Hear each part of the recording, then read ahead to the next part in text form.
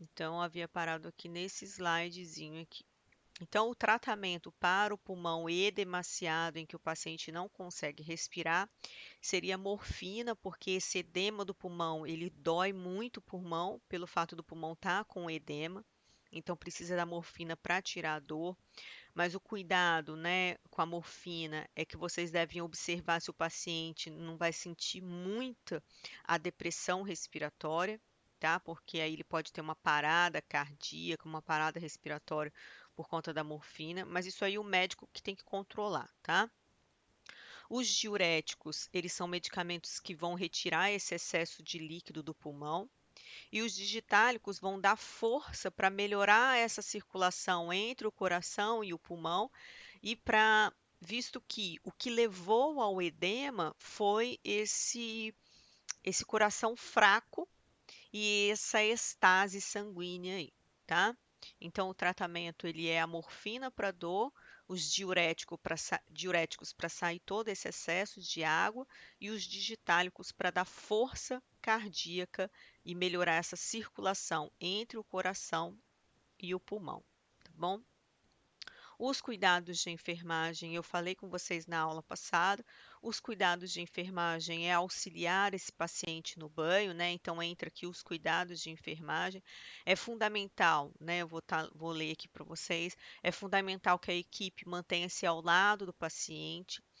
O que é ao lado do paciente, pessoas? É perguntar para ele, né? Assim melhora? Assim piora? Quer que eu coloque um travesseiro aqui nas costas do senhor? Né? Quer que eu auxilie o senhor no banho? Né? Quer que eu te ajude com tal coisa, tá? Então é essencial, monitorando os aspectos, né? Para que o mesmo saia da crise rapidamente. Porque vocês vão ver que ele tem muita dispneia, que é muita dificuldade respiratória. Então é necessário colocar o catéter de oxigenoterapia, mas ficar observando, não adianta nada. Você está vendo que ele está sentindo falta de ar, está vendo que a saturação dele está baixa, que ele está sentindo falta de ar, pega e sai da sala.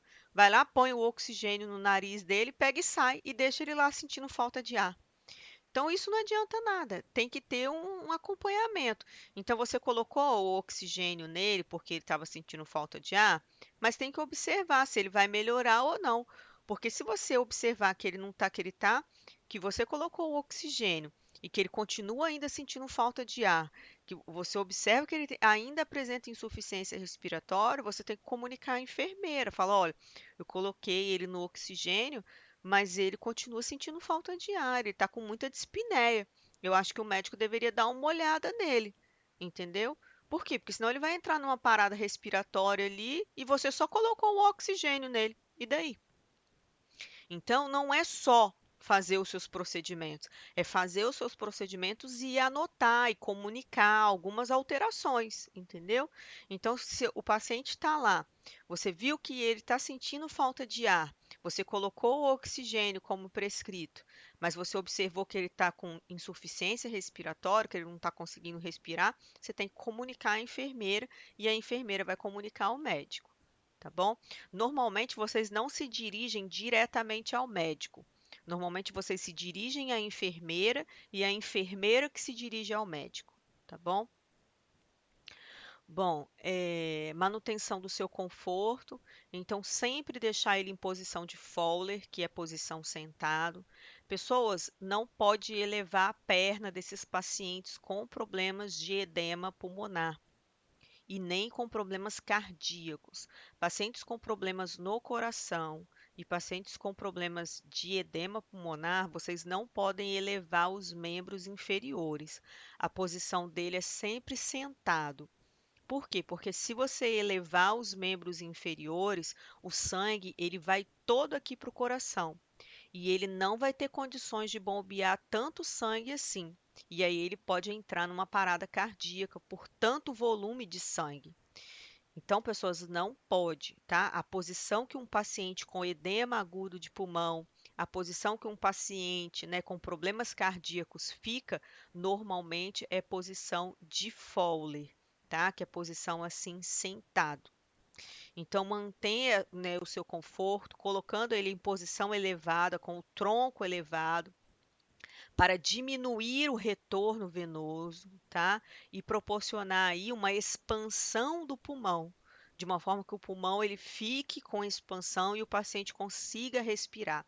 Porque se você deitar, os órgãos do abdômen pressionam o tórax e ele não consegue respirar, tá? Professora, Pode perguntar. eu tive edema de pulmão, né, por conta da infecção que teve. Aí, eu sentia o meu músculo, assim, do lado do pulmão direito, ele latejava.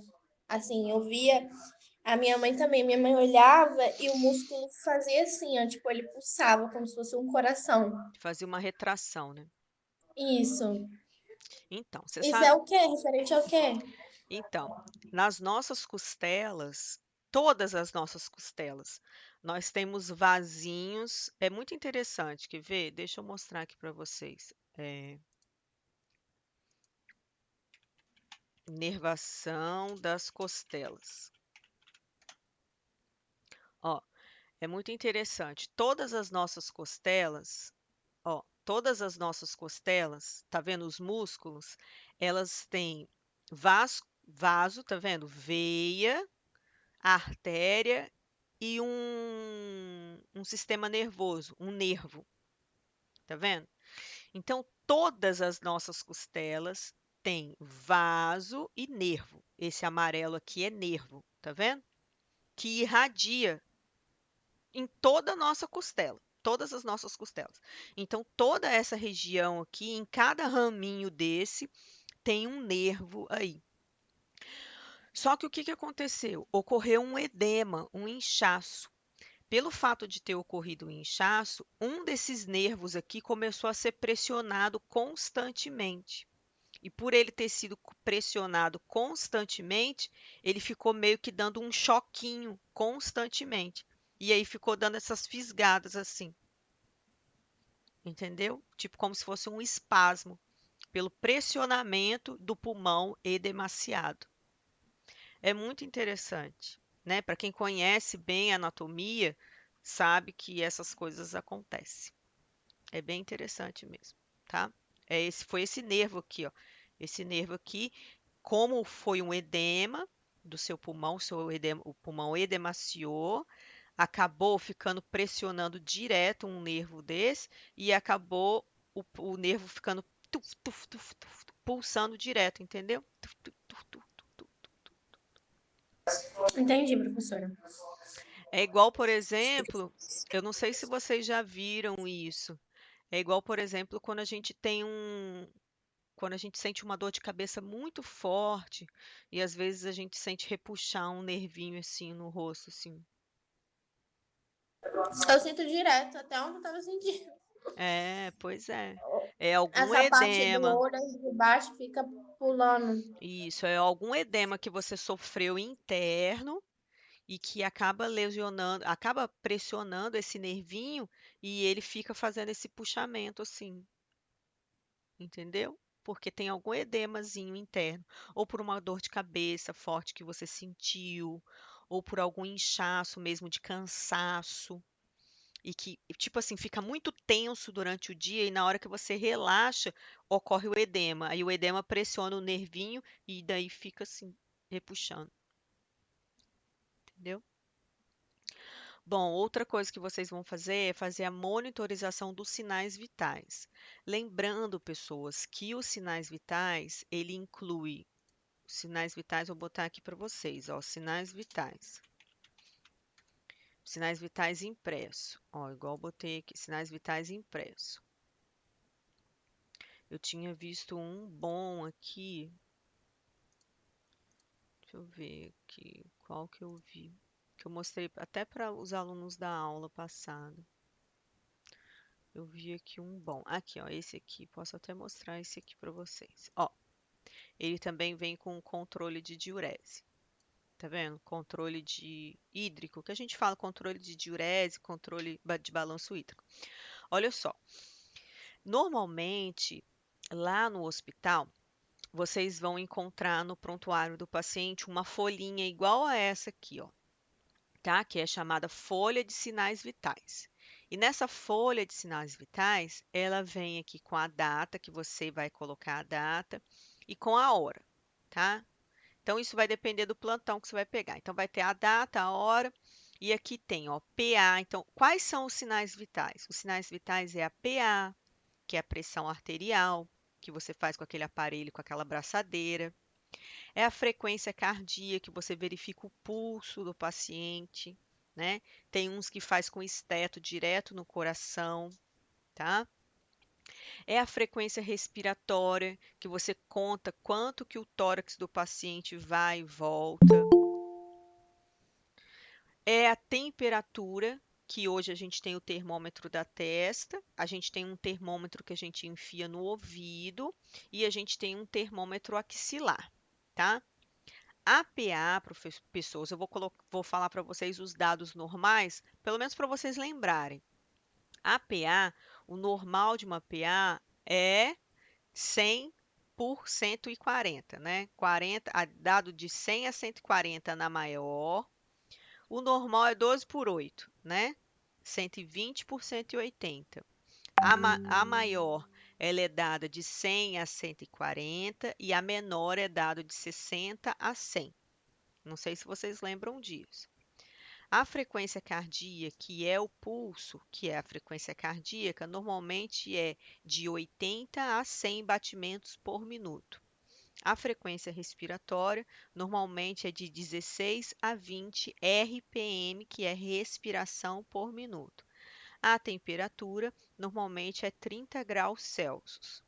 E a gente tem um outro parâmetro, pessoas, que é o quinto sinal vital, que é o chamado dor, tá? A dor, a gente avalia ele antes de dar o remédio e a gente avalia depois de dar o remédio. Então, a dor pré e a dor depois de dar o remédio, uma hora depois. E como que essa dor é avaliada? É assim, ó. Você chega para o paciente e mostra essa plaquetinha aqui, ó. Professora, Oi, professor, o oi, Jefferson pode. está pedindo para a senhora aceitar, para ele entrar. Tá, peraí.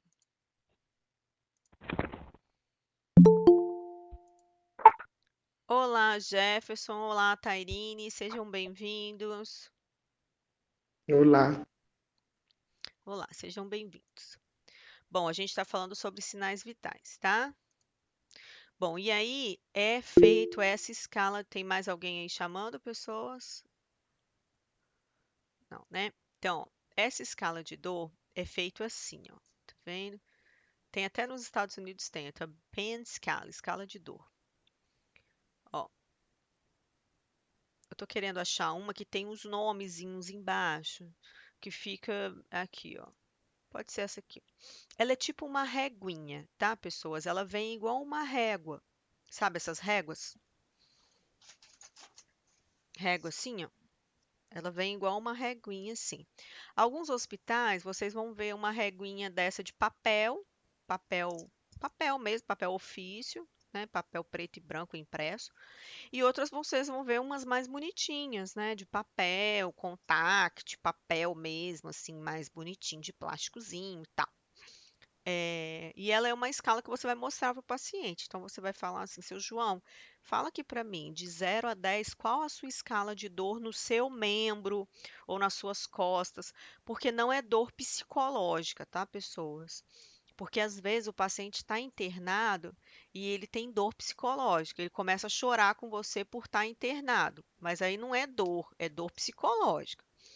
Então a gente tem que perguntar a dor, por exemplo, a dor no seu, onde está machucado. Então, por exemplo, se ele está com curativo na perna, vocês entenderam? Se ele está com algum machucado, alguma lesão, a gente tem que perguntar sobre a lesão. Porque se a gente perguntar a escala de dor emocional, ninguém vai querer estar dentro do hospital. Então a pessoa vai começar a chorar ali por estar dentro do hospital. Então não é esse tipo de escala. Então, quando você for perguntar, você tem que se direcionar à dor que você quer saber. Então, por exemplo, assim, eu estou morrendo de dor nas costas. Então, você vai falar assim, seu João, quanto à sua dor nas costas, qual a intensidade da dor nas costas do senhor? De 0 a 10. Aí ele vai te falar a dor nas costas dele. Aí você vai vir no prontuário dele, que é esse prontuário aqui. Cadê o prontuário? Aqui, ó. Você vai vir aqui no prontuário dele e vai anotar o número, tá vendo? O número segundo essa escala aqui, ó, tá? Aqui já tem o parâmetro. Você vai vir e vai anotar o número que ele falou. Aí vai vir anotar. Ele anotou o número e você vai fazer a medicação, uma dipirona, por exemplo, que o médico prescreveu para dor. Aí você fez a medicação, depois de 1 hora que você fez a medicação, você vai voltar nele e vai falar assim, seu João, nessa escala de 0 a 10, qual a dor do senhor agora, depois de 1 hora da medicação? Aí ele vai falar 0. Aí você vai colocar aqui 0, tá bom? Então hoje a dor é incluída como quinto sinal vital, tá? Nós temos a saturação, então o aparelhinho de saturação é esse. Alguém tem alguma dúvida quanto à régua de dor, a escala de dor? Não, professora. Então tá. Esse aqui é o aparelho de saturação.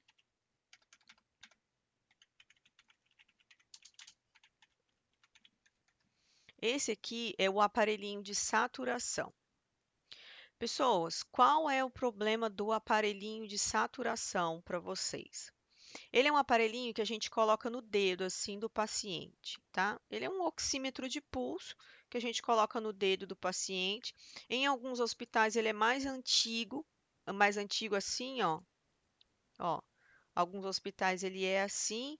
Como assim, professora? Ele é uma tela assim e ele tem uma extensão que você coloca no dedo do paciente igual assim. Você coloca essa extensão no dedo do paciente, mas a leitura é feita por esse monitor aqui, tá? O que vocês têm que entender é o seguinte, pessoas, que o monitor de oxímetro de pulso, tanto no hospital, que normalmente às vezes é assim, ou no hospital pode ser só assim pequenininho, nós temos a saturação em cima, que é em porcentagem, e nós temos o pulso embaixo. O pulso, pessoas, ele é de 80 a 100 batimentos por minuto, que é o normal. Mas você pode olhar ali e tá 120 batimentos por minuto. O paciente está com taquicardia, mas pode estar 120 batimentos por minuto. Ou pode estar o quê? 60 batimentos por minuto. O paciente está bradicárdio, com bradicardia, o coração do paciente pode estar muito lento. Então, pessoas, vocês têm que estar atentos ao seguinte, que no monitor ou no dedo, depois eu vou mostrar do dedo, que no monitor vai estar escrito assim, ó, pulso, e vai estar em frente aqui embaixo, o pulso do paciente. Ó, o pulso do paciente está 80 batimentos por minuto, ou seja, o coração dele está batendo 80 batimentos por minuto. Aqui em cima está o SpO2, que é a concentração de oxigênio. A concentração de oxigênio está dando 99%. Ou seja, pessoas, alguns alunos confundem. Na hora de anotar lá os sinais vitais, ele anota a saturação como se fosse o pulso. E aí o médico fica maluco. Por quê? Porque imagine eu botar a saturação 80, sendo que a saturação, o correto é 99. Eu não sei se eu cheguei a falar sobre isso na aula passada com vocês. Falei? Não, professora. Então, o que que acontece, pessoas? Isso aconteceu com uma aluna. Ela virou para mim e falou assim: eu virei para a sala e falei assim, pessoas, olha só, a saturação, o correto da saturação, o que que é saturação de oxigênio? É a quantidade de porcentagem de oxigênio circulante na circulação sanguínea. Então, saturação de oxigênio é a porcentagem de oxigênio na saturação. Ele tem que, no sangue. Ele tem que estar 100%. Quanto de oxigênio que eu tenho que ter circulante no meu corpo? 100%. Mas quanto que normalmente aparece no aparelhinho? 99, 98. Por quê? Porque é um aparelhinho, pessoas, com um infravermelhozinho que é colocado, ele tem uma luzinha vermelhinha que é colocado no dedo, tá? Deixa eu ver se eu acho aqui, ó, aqui, ó, esse aqui mostra o extensor com, ó, tá vendo? Ele é assim, ó, ele é o monitor e tem o extensorzinho, tá vendo? Então, esse extensorzinho, dentro dele ali, tem uma luzinha vermelha. Então, a luzinha vermelha capta quanto de oxigênio eu tenho e vai botá-la no monitor. Quanto que eu tenho de oxigênio circulante? Eu tenho 100%, mas às vezes não capta 100%, então lança lá no monitor 98%. Então, quanto que é o normal? O normal é termos 98%, 99%. Esse é o normal. Um paciente normal, ele vai ter mais ou menos de 98, 99% de saturação de oxigênio lá no monitor.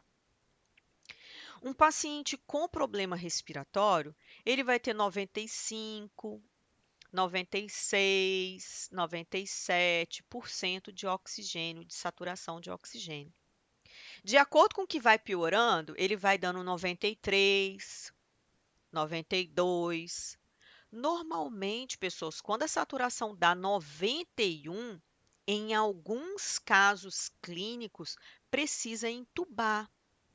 Entendeu? Então, dependendo da clínica do paciente, se a saturação der muito baixa, se a saturação der 91, em alguns casos, pode ter a necessidade de entubar. 87, saturação muito baixa, então pode vir a entubar nesses casos. E aí, uma aluna chegou para mim e falou assim: professora, a saturação do meu paciente só dava 87. Eu falei: não, não é possível. Se a saturação do seu paciente só dava 87, ele teria que ser entubado. E aí que veio a luz, né, pessoas? O que que a aluna estava fazendo? Ela estava anotando o pulso em vez da saturação. Entendeu? Então, muito cuidado com isso. A saturação fica em cima, é o número maior normalmente, né? Lembrando que a saturação vem sempre um nomezinho na frente, ó, SpO2, porcentagem, é anotado em porcentagem, e o pulso embaixo, ele sempre vem com um coraçãozinho perto, é a pulsação do paciente, tá? Vocês vão estudar mais isso também, sobre isso em UTI. Nós temos esse aparelho no hospital, tá? Nós temos também no hospital um monitor que fica no paciente lá na UTI, que é um monitor grande assim, tá? Olha, esse paciente ele está com problema respiratório, olha a saturação dele. Não é uma saturação 100%, é uma saturação de 96%. Então, não é uma saturação boa. Ele tem algum probleminha respiratório aí para ter uma saturação 96. E aí, ele fica com o oxímetro de pulso constante no dedo. Normalmente, a equipe de UTI prega com esparadrapo. Por quê? Para ficar bem fixo, tá? E quando dá banho, normalmente no paciente, a gente desliga, silencia esse monitor, porque senão ele fica apitando várias vezes, tá? Mas isso aí também vocês vão ver em UTI, a gente tem uma aula, eu tenho uma aula com vocês sobre isso. E temos esse aparelho em monitor, que eu mostrei para vocês, e nós temos o oxímetro de pulso simples, que é esse oxímetro de pulso de dedo. Esse oxímetro de pulso de dedo, se eu não me engano, ele custa uns R$ 35. Qualquer pessoa pode ter, até você, se você quiser, você vai lá na farmácia e compra um desse, tá? Se eu não me engano, custa acho que uns R$ 35, 55, não tenho certeza quanto que custa. Mas qualquer pessoa pode ter, qualquer pessoa pode comprar. Nessa época de Covid, muitas pessoas compraram para ter em casa, tá? Porque muitas pessoas ficaram doentes e aí só colocava para verificar a saturação.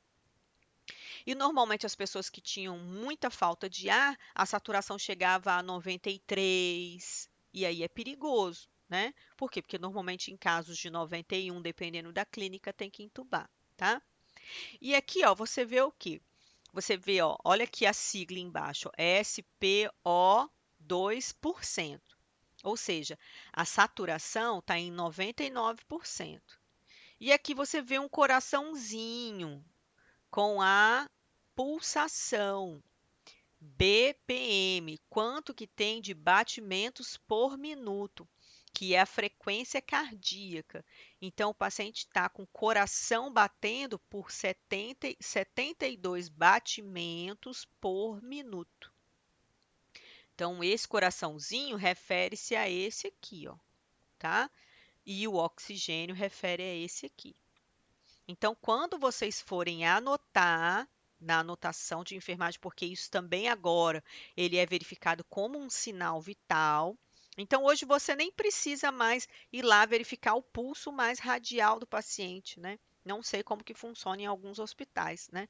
Porque se você tem esse parâmetro que dá para ver, e tem também esse monitor, você não precisa ficar lá com o dedinho mais, né? Você vem, coloca o oxímetro no dedo do paciente e o próprio aparelho já fala para você quanto que ele tem de saturação e quanto que ele tem de pulso, né? E quanto que ele tem de pulso? Tem 72 de pulso, que é a frequência cardíaca, e tem 99% de saturação. Então, você vem aqui no papelzinho, né? Você vem aqui no papel e coloca, ó, frequência cardíaca 72 batimentos por minuto e a saturação dele 99%, tá? Essa PVC, que é a pressão venosa central, alguns pacientes fazem. Ele é mais complicado, a PVC é complicado. Ela tem que ter uma régua do lado da cama. E aí a gente faz uma medição onde que oscila essa régua, mas acredito que o professor Márcio que vai explicar para vocês, ou o professor Fábio em UTI. E esse aqui é o teste de glicemia, tá? Eu posso dar uma olhadinha em PVC, qualquer coisa eu monto uma aulinha para vocês sobre PVC. É uma aulinha um pouco mais chatinha, mas eu monto uma aulinha de PVC para vocês.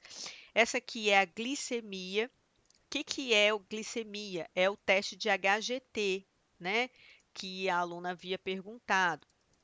O que que é o teste de HGT? Tá vendo, pessoas? Isso tudo está entrando como em sinais vitais, tá?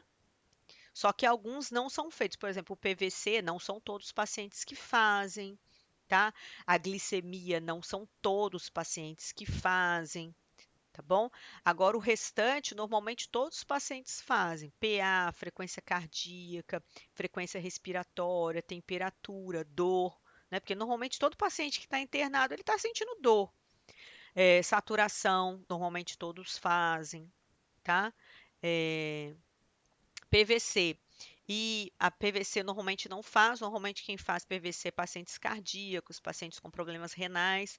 E a glicemia, normalmente quem faz são pacientes diabéticos, né? Pacientes com alguns problemas relacionados à glicemia, tá? Vou falar para vocês agora o que que é a glicemia. O que que é teste de HGT? HGT significa hemoglicoteste, tá? Então, vou botar aqui na frente, ó. Hemo significa o quê? Sangue. Glico significa açúcar. Então, hemoglicoteste significa teste de açúcar no sangue. Então, teste de HGT significa teste de açúcar no sangue. Significa hemoglicoteste, tá? Aqui está escrito assim, ó, glicoteste, tá? Glicose. Então, como que é feito? Alguns falam destro. Vou botar aqui teste de HGT, vocês vão ver que vai aparecer o aparelhinho de glicose. Quer ver, ó? Ó, vai aparecer o aparelhinho de glicose. Tá vendo? Pessoas, quanto o manuseio desses aparelhos, quanto fazer a administração de medicação intramuscular, subcutânea, endovenosa, isso aí, pessoas, a gente faz aula prática sobre isso. Para vocês terem uma ideia, no terceiro módulo eu tiro uma aula da semana para a gente fazer. Então, no terceiro módulo, durante 6 meses, pelo menos uma vez por semana, durante 6 meses, a gente faz aula de medicação. Então, vocês vão fazer até enjoar, tá? Isso aqui é o hemoglicoteste, que é o HGT. Algumas pessoas chamam isso de destro. Lá em São Paulo, isso é chamado de destro. Ó, tá vendo? Por quê? Porque é o nome do aparelho, pessoas, é a marca, tá vendo? É o nome do aparelho. Então, ó, destro, tá vendo? Então, lá em São Paulo, eles falam assim: faz o destro do paciente. Aqui no Espírito Santo, não sei se vocês vão ouvir falar assim, mas lá em São Paulo é falado assim: vai lá fazer o destro do paciente. Aqui não, aqui normalmente vocês ouvem falar: faça o HGT do paciente, tá? E como que vocês vão fazer? Vocês normalmente vão ligar o aparelho. Quando vocês ligam o aparelho, vocês colocam a fita. Depois que vocês colocam a fita, vocês passam um algodão seco no dedo do paciente, fura, né, essa parte lateralzinha gordinha aqui do paciente e coloca uma gotinha na fita e a fita dá a numeração. Normalmente, os valores de açúcar normais no sangue é de 70 a 120, tá bom? Mas isso a gente vai fazer. Então é isso, pessoas. Isso aqui são sinais vitais que vocês irão fazer. Lembrando que esses são os sinais vitais, a dor entra como quinto sinal vital, a saturação hoje é muito comum entrar como sinal vital também, tá? O PVC e a glicose, ele entra na tabela porque são normais aparecerem também para a gente estar fazendo, tá bom? Então, vocês vão monitorar os sinais vitais, isso para todos os pacientes, incluindo os com edema agudo de pulmão. Vai ocorrer a administração de oxigenoterapia contínua, então colocar o catéter nasal nesse paciente. Lembrando que vocês não vão só ir lá, botar o catéter e sair do quarto, não, tá? Vocês vão colocar o catéter e observar como que o paciente reage a esse catéter. Se ele vai continuar apresentando falta de ar, né? Se ele vai continuar apresentando dispneia, que é dificuldade respiratória, se ele vai estar melhorando. Lembrando, pessoal, se a cabeceira dele tiver assim, eleva a cabeceira dele. Não tem coisa melhor para melhorar a expansão respiratória do que posicionar o paciente em posição sentado, tá? Você sentar o paciente melhora a respiração, tá? E fazer os medicamentos, que são os opiáceos, que são medicamentos fortes para dor, tá? Os diuréticos, que são medicamentos que vão fazer ele urinar bastante, e os digitálicos, que são medicamentos para dar força para o coração. Lembrando que os diuréticos, normalmente a gente vê a PA do paciente antes. Por quê? Porque o diurético, ele abaixa a pressão. A gente tem uma aula falando sobre diuréticos. O digitálicos, ele diminui a frequência cardíaca, a gente também vai ter uma aula falando sobre digitálicos, tá? Manutenção da via venosa com gotejamento mínimo. Pacientes com edema de pulmão não pode ter gotejamento direto de soro. Se tiver, é uma gotinha mínima, mas normalmente não ficam, tá, pessoas? Paciente com edema de pulmão, pacientes com problemas cardíacos não ficam com soro contínuo, eles só ficam com a via de acesso. E aí vocês têm que passar, de vez em quando, vocês vão lá e passam um sorinho só para lavar a via, tá? Que a gente chama de sanilização, tá?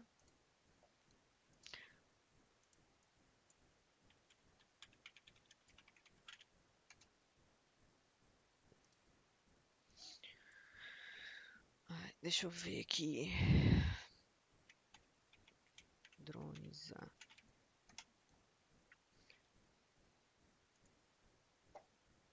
Salinizar. Salinizar. Acesso.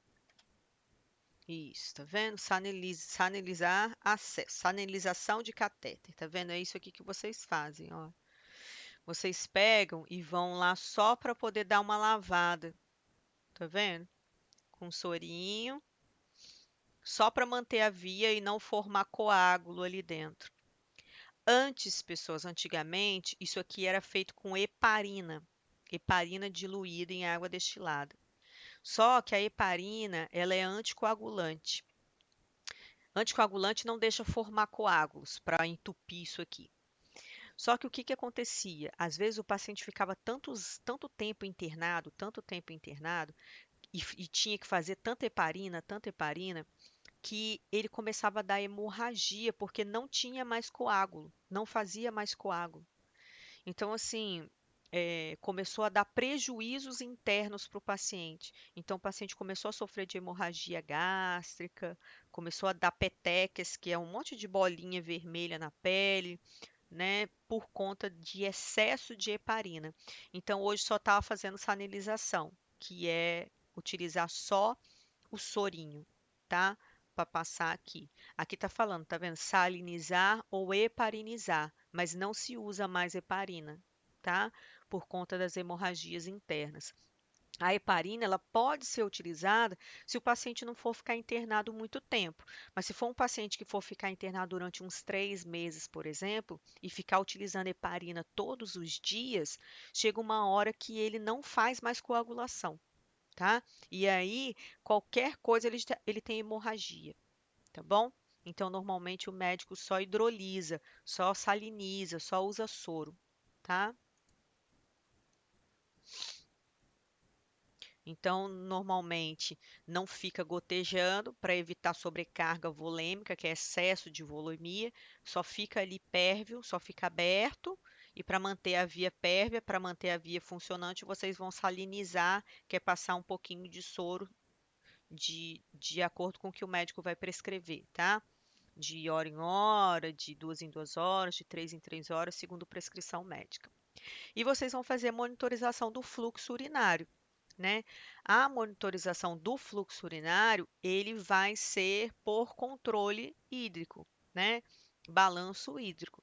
Então, vocês vão controlar o que entra dentro do paciente e vão anotar o que esse paciente perde, tá?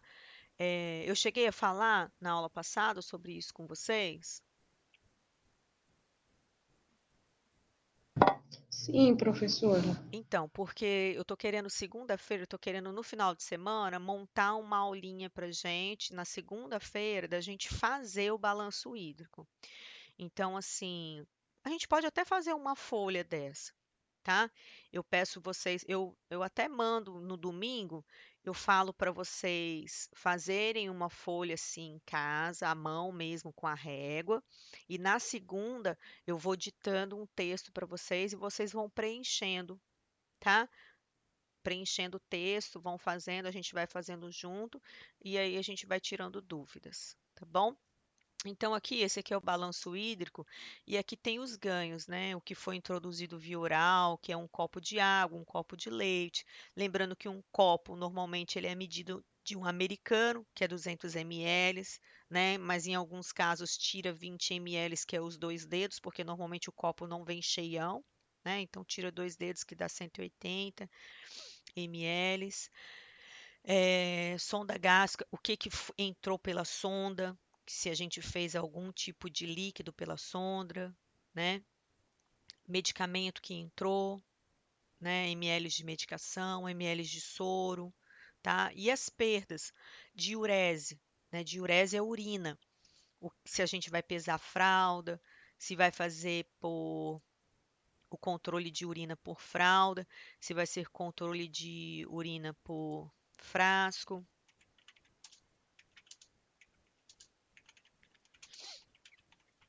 Por esse frasco aqui, né? Frasco de urina de 24 horas. Então, o paciente que não está com sonda, a gente tem, né? Eu não sei se eu cheguei para você falar com vocês, falei do paciente com sonda, que o paciente com sonda, sonda vesical, com sonda vesical, né? Como que a gente faz o controle dessa sonda? Se vocês observarem aqui, ó, tem os mLs. Então, por exemplo, aqui, ó, aqui vamos dizer que aqui está dando 90 ml. Então, a gente despreza a urina e anota lá a diurese do paciente, né? Vem aqui e anota a diurese, 90 ml, 3 horas da tarde, deu 90 ml. E vai lá e despreza essa urina. Aí vamos dizer que 18 horas a gente foi lá e viu que tinha 100 ml. Aí a gente vai lá, anota 100 ml, 18 horas. tá? E despreza a urina. Isso se o paciente estiver com sonda. Se o paciente não tiver com sonda, a gente vai fazer esse controle com um frasco desse aqui, que também tem o controle de ml. Sempre pedindo o paciente para urinar sempre aqui dentro, tá? Isso é muito importante para a gente fazer o balanço hídrico. E se o paciente tiver em fralda, a gente pesa a fralda, né, do paciente. Primeiro a gente pesa a fralda seca e depois a gente pesa a fralda molhada. E daí a gente tira, né, o valor entre a fralda seca e a fralda molhada, vai dar o valor da urina, tá? E aí a gente anota o valor da urina. Algumas sondas gástricas ficam abertas. O que que é sonda gástrica aberta? Eu não sei se eu cheguei a passar para vocês. Sonda gástrica aberta.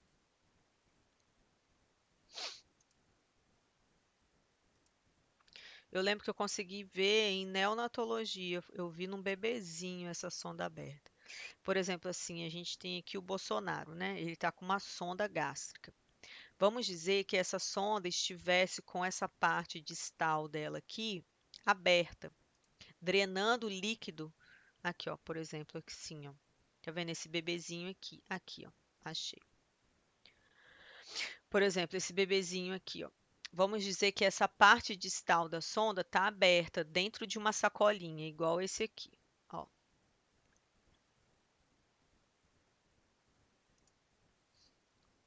Cadê a sacolinha? Eu tinha aqui essa sacolinha aqui, tá vendo? Esse bebê, ele tá entubado, então isso aqui é um tubo orofaríngeo, tá? Então esse bebezinho tá com um tubo orotraqueal para respirar. E esse tubo aqui, ele é um tubo que vai lá gástrico para tirar excesso de suco gástrico do estômago. Então esse tubo é para ele se alimentar e esse tubo é para ele respirar. Então esse tubo gástrico aqui, ele está aberto numa sacolinha. Por quê? Porque normalmente os prematurinhos, eles produzem muito suco gástrico, principalmente dependendo do tipo de patologia. E ele produzindo muito suco gástrico, se ele ficar sem essa sacolinha, a barriga dele vai começar a estufar, estufar, estufar, ele vai começar a vomitar e vai dar um problema danado. Então, normalmente, eles deixam a sonda aberta dentro de uma sacolinha e ele drena esse excesso de suco gástrico. E aí você vem e mede a quantidade de suco gástrico drenado, tá? E anota lá na tabelinha. E despreza. Sempre tudo, todo quanto é líquido que vocês anotarem, vocês têm que desprezar o líquido depois. Então vocês jogam no frasquinho vocês jogam no vaso e dão descarga, tá bom? Ou jogam na pia e abrem bastante em água corrente. Sempre no expurgo, tá, pessoas? Então o local de vocês desprezarem esses líquidos normalmente é no expurgo, tá? Que é um local próprio para desprezar essas coisas. Cadê onde a gente está? Então, aqui, ó, tá? Então, sonda gástrica. E através de dreno, né, pessoas? Os drenos, dreno de tórax, dreno de cabeça, drenos, diversos drenos. Os drenos a gente tem em tudo quanto é lugar, tá? Então, a gente tem dreno de tórax, né? A gente tem dreno na cabeça, olha, esse aqui é um dreno de tórax. A gente tem dreno no joelho. Então, a gente tem diversos drenos, tá? A gente vai ter uma aula falando de curativo de dreno, tá? Que vocês fazem curativo de dreno. Então, o dreno também, o dreno ele tem os mlzinhos, não dá para ver aqui, mas eles têm os mlzinhos, a gente anota e desconecta aqui, toma muito cuidado para não contaminar as coisas, tá? Então, a gente desconecta aqui, despreza o líquido. Quando ele não tem os mLs aqui, a gente joga numa jarrinha que contém os mLs, para a gente saber quantos mLs tem, tá? Então, se o frasquinho não tiver graduado, você joga numa frasqueirinha graduada, anota qual a graduação que tem e lança lá na tabelinha quantos de dreno foi eliminado, tá? E aí, quem vai fazer o fechamento normalmente é o enfermeiro que faz o fechamento do balanço hídrico. Então, isso é muito importante com que vocês façam. Isso é rotina, tá, pessoas? Isso aí vocês vão fazendo, é tudo rotina. Todos os dias vocês fazem a mesma coisa. E lembrando que vocês vão ter treinamento para isso, né? Não vai ser assim empírico, não. Sempre vocês vão ser treinados para fazer essas coisas. Na aula passada, não sei se foi na turma de vocês, uma aluna tinha perguntado, professoras, e a gente vai ser treinado para fazer essas coisas? Eu falei, claro, gente. Né, para trabalhar até numa loja de sapato, a gente é treinado para trabalhar no supermercado, para trabalhar numa loja de roupa. A gente é treinado para fazer as coisas, por que para trabalhar dentro de um hospital vocês não vão ser treinados para fazer as coisas? Tá bom?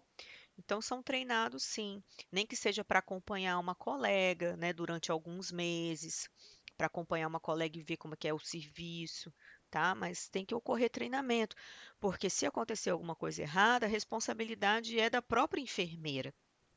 Outra coisa, quando vocês são chamados para trabalhar, normalmente os serviços mais pesados, assim, os serviços de maior responsabilidade, é feito pelos funcionários mais antigos. Não tem como é irresponsabilidade minha, como enfermeira, eu mandar uma funcionária nova fazer um serviço de alta responsabilidade. Por exemplo, assim, eu estou vendo que tem uma senhora em que a veia dela é difícil. Então, eu estou vendo que a veia da senhora é difícil. Não tem como, pessoas, eu pegar a funcionária nova e falar assim, ô Joana, eu vou te. Pega a veia daquela senhora para mim. Não tem como isso, né, pessoas? Isso aí é. Eu vou delegar o serviço para minha funcionária mais antiga. Por quê? Para que que eu vou testar os conhecimentos de uma novata, sendo que eu tenho uma mais antiga que trabalha há mais tempo? Então não tem porquê isso, tá, pessoas? É, a funcionalidade, é, o, como é que eu não estou conseguindo encontrar a palavra, mas o ideal de vocês estarem trabalhando no hospital é para que o serviço ande, é para ajudar. E não para ficar testando o conhecimento de vocês ou sacanear com vocês. O intuito não é esse.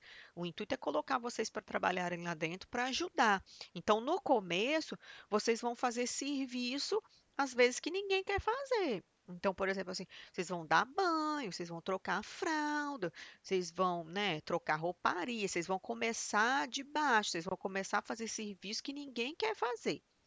E com o tempo, com o passar do tempo, vocês vão começar a fazer os serviços que normalmente, né, as enfermeiras, as técnicas que trabalham mais tempo lá fazem. É normalmente assim que eles fazem, entendeu? Então, vocês vão, no começo, vocês fazem o serviço que as auxiliares antigamente faziam. Não sei se vocês sabem, mas antigamente existiam os auxiliares de enfermagem. Hoje em dia, né, não se formam, as escolas não podem mais formar os auxiliares de enfermagem. Então, antigamente existia auxiliar de enfermagem, técnico de enfermagem e enfermeiro. Hoje em dia, as escolas não se formam mais os auxiliares de enfermagem. Então, hoje em dia, os técnicos fazem o que os auxiliares faziam. Então, hoje, os técnicos fazem o que os auxiliares faziam, ajudando os enfermeiros, entendeu? Então, normalmente é assim que funciona, tá? Mas ninguém vai fazer maldade com vocês. E ninguém, né? É muita responsabilidade para jogar em cima, assim, das outras pessoas, tá bom? Ninguém vai fazer isso. Bom, a gente começa. Tem a outra aula, né? Nossa aula ficou um pouco curtinha. Tem alguma pergunta, pessoas, que vocês queiram fazer? Alguma coisa que vocês queiram falar, conversar? Eu preciso do feedback de vocês, né? Que a gente converse. Pode falar. Para mim, professora, a aula foi tranquila hoje. Pra mim também. Tá tudo fluindo. Vocês estão conseguindo entender?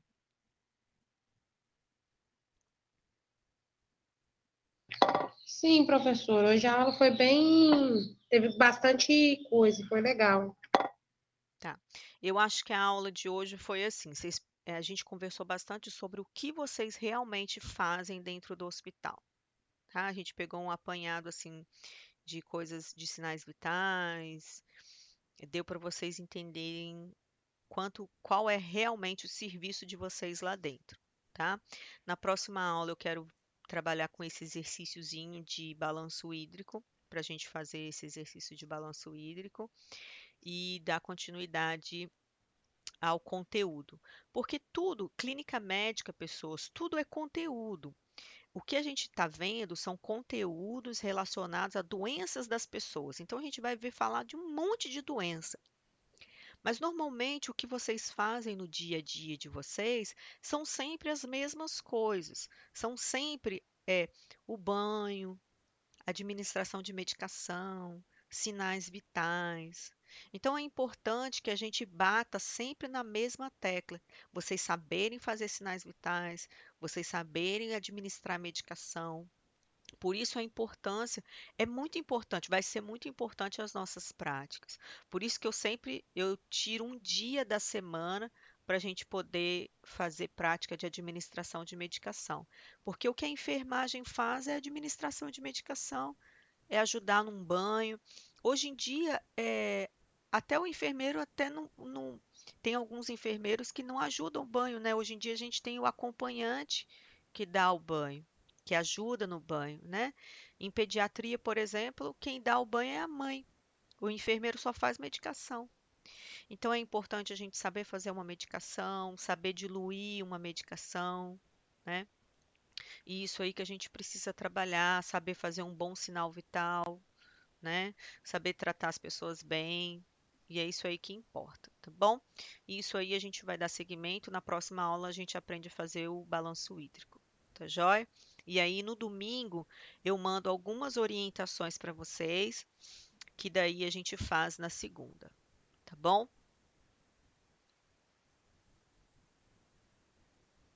Tá joia, professora. Então tá bom. Tá bom, pessoas. Então até a nossa próxima aula. Até, professora. Bom final Até. de semana. Tá bom, obrigada. Bom final de semana para vocês também.